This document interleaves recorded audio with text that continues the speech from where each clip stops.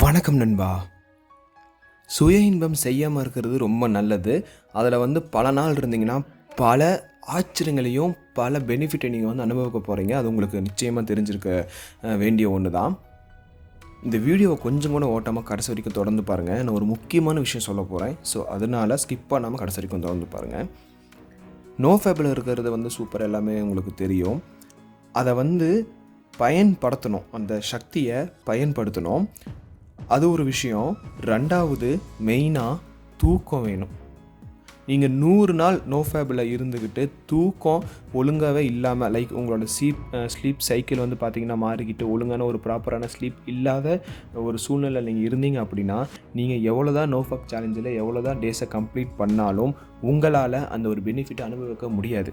Because உங்கள் உடலில் பல பிரச்சனைகள் ஆகிருக்கும். சுய இன்பம் செஞ்சுருக்கிற காலத்தில், ஃபேப் பண்ணிகிட்டு இருக்கிற காலத்தில், பான் வீடியோஸ் பார்த்துக்கிட்டு மாஸ்டர்பேஷன் பண்ணிகிட்டு இருக்கிற டைமில். இப்போ அதெல்லாம் விட்டுட்டு நோ ஃபேப்குள்ளே ஒரு நல்ல ஒரு ஆரோக்கியமான வாழ்க்கையை வாழ்கிறதுக்கு, அதை லீட் பண்ணுறதுக்காக நீங்கள் உள்ளே வந்திருக்கீங்க. அந்த ஒரு பயணத்தில் தான் நம்ம எல்லாருமே இப்போ கரண்ட் சினாரியோ நமக்கு அதுதான். நம்ம அந்த ஒரு சுச்சுவேஷனில் தான் நம்ம இருக்கிறோம். சூப்பர். ஆனால் நிறைய பேர் தூங்காமல் இருக்கிறதுனால என்ன ஆகும் பார்த்தீங்கன்னா, உங்களுக்கு அந்த சக்தி உள்ளுக்குள்ளே உங்களுக்கு பார்த்தீங்கன்னா ஜென்ரேட் ஆகிட்டே இருக்குல்ல, அது போய் உங்கள் உடம்புல இருக்கிற பிரச்சனைகளை ரிப்பேர் பண்ணும். ஓகேவா? ரிப்பேர் எப்போ பண்ணும் அப்படின்னா, நீங்கள் தூங்கும் பொழுது தான் பண்ணும். முழிச்சிட்டு இருக்கிறத தாண்டி தூங்கும் பொழுது தான் நம்மளோட பாடி தன்னை தானே பார்த்திங்கன்னா சரி செஞ்சுக்குது. எதனா உள்ளுக்குள்ளே பிரச்சனை இருந்துச்சு அப்படின்னா தன்னை தானே அப்படியே பார்த்திங்கன்னா குணப்படுத்திக்குது. செல்ஸ் எல்லாமே பார்த்திங்கன்னா டேமேஜ் ஆனது, லைக் அன்னெசரி செல்ஸ், லைக் இது எல்லாமே நமக்கு ரீஜென்ரேட் ஆகி, லைக் ரீப்ளேஸ்மெண்ட் ஆகி நமக்கு நியூ செல்ஸில் நமக்கு உருவாக ஆரம்பிக்குது. 1008 ப்ராசஸ் உள்ளுக்குள்ளே இருக்குது.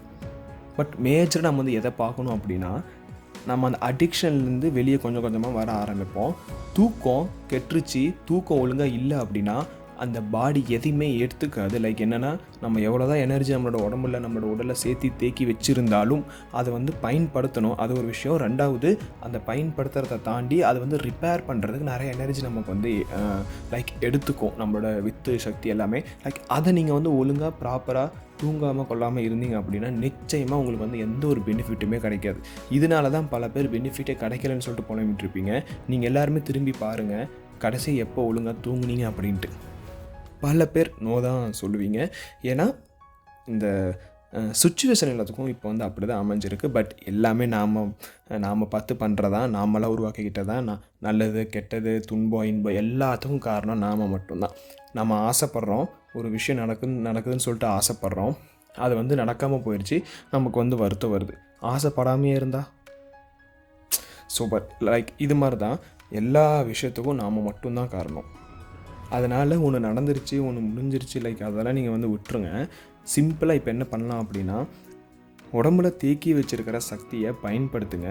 பயன்படுத்துறது எதை மூலிமா அப்படின்னா, எக்ஸசைஸ் பண்ணுங்கள், உங்களுக்கு பிடிச்சதை செய்யுங்க, வெளியே போங்க, சுற்றுங்க, வ்ளாக், லைக் என்ன வேணாலும் பண்ணுங்கள். நல்ல விஷயமா வாழ்க்கையில் உருப்படுறதுக்கான விஷயங்களை மட்டும் நீங்கள் லைக் செயல்படுங்க. அந்த செயல்பாட்டுக்குள்ளே இருங்க. அதை தாண்டி இந்த தேவையில்லாத இந்த சிற்றின்பத்துக்கு அடிக்ட் ஆனீங்க அப்படின்னா, நீங்கள் எவ்வளோ தான் நோஃபப் சேலஞ்சில் இருந்தாலும் சரி, உங்களால் அந்தளவு சீக்கிரம் க்யூர் ஆக முடியாது. ஸோ நோஃபப் சேலஞ்சில் இருக்கும்போது பார்த்தீங்கன்னா அதுக்குன்னு உண்மையாக இருங்க. அந்த ஒரு உங்களோட சோலுக்கு நீங்கள் உண்மையாக இருங்க. அதுதான் மெயின். மனசாட்சிக்கு உண்மையாக இருங்க. கடவுளுக்கு உண்மையாக இருக்கீங்க இல்லையா, அது செகண்டரி. உங்களோட மனசாட்சிக்கு நீங்கள் உண்மையாக இருங்க. அப்புறமேலு பார்த்தீங்கன்னா மெயினாக அந்த சக்தியை வேஸ்ட் பண்ணாமல், லைக் வேஸ்ட்னா சும்மா இருந்தாலும் அது வேஸ்ட்டு தானே, நான் அப்படி அதை மீன் பண்ணுறேன்.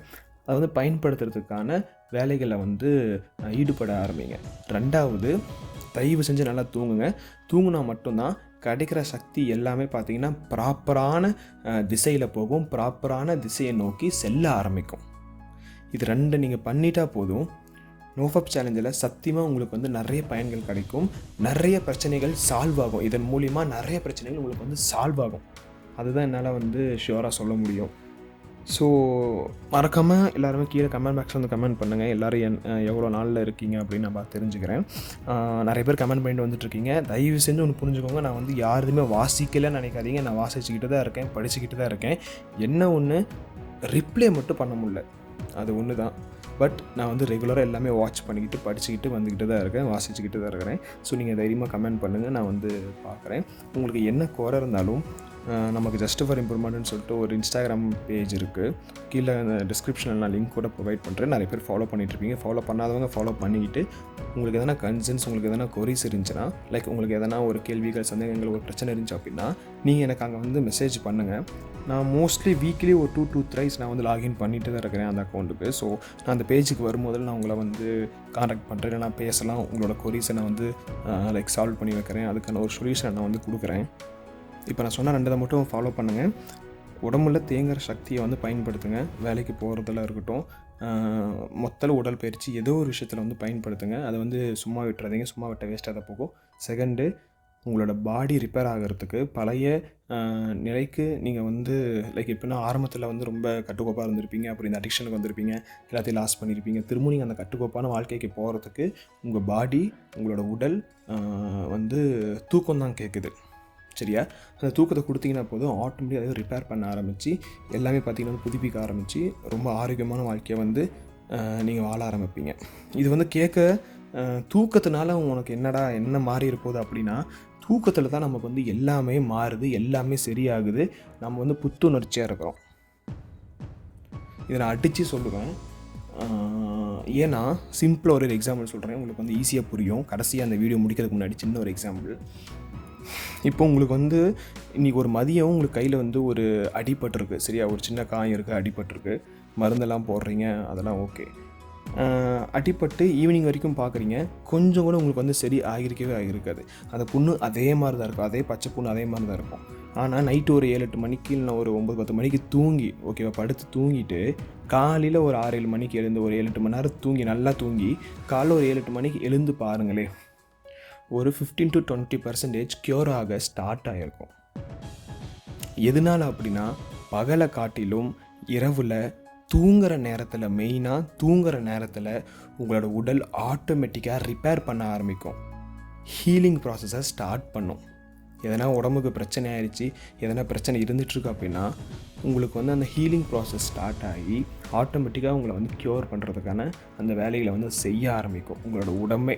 அதுக்கு தயவு செஞ்சு தூக்கத்தை மட்டும் கொடுங்க. அட்லீஸ்ட், ஓகேவா, அட்லீஸ்ட் ஒரு 6.5 மணி நேரம், ஒரு 7 மணி நேரம், மேக்ஸ் 8 மணி நேரம் தூங்கலாம். முடியாத பட்சத்துக்கு அட்லீஸ்ட் ஒரு 6-6.5 மணி நேரமாவது கொடுங்க. அந்த 6.5 மணி நேரமும் பீஸ்ஃபுல்லாக தூங்கணும். அதை பண்ணிக்கிட்டு இதை பண்ணிக்கிட்டு 1000 குழப்பிக்கிட்டுலாம் இருந்தீங்க அப்படின்னா வந்து ஒன்றும் பண்ண முடியாது. அடித்து சொல்லுவேன், 10 மணி நேரம் அப்படி தூங்கினாலுமே வேஸ்ட்டு. டீப் ஸ்லீப்பாக இருக்கணும். ஜஸ்ட்டு ஒரு 6 to 6 ஒரு 6-6.5 மணி நேரம், அதிகபட்சம் 8 மணி நேரம் தூங்கலாம். ரொம்ப ஆரோக்கியமான ஒரு விஷயம். முடியாத பட்சத்துக்கு ஒரு 6 மணி நேரமாவது தூங்குங்க. வேலைகளை பார்க்கலாம். வேலைகளை பார்க்குறதுக்கு சக்தி வேணும், சக்திக்கு தூக்கம் வேணும். உன் வாழ்க்கை உன் கையில். நன்றி நண்பா.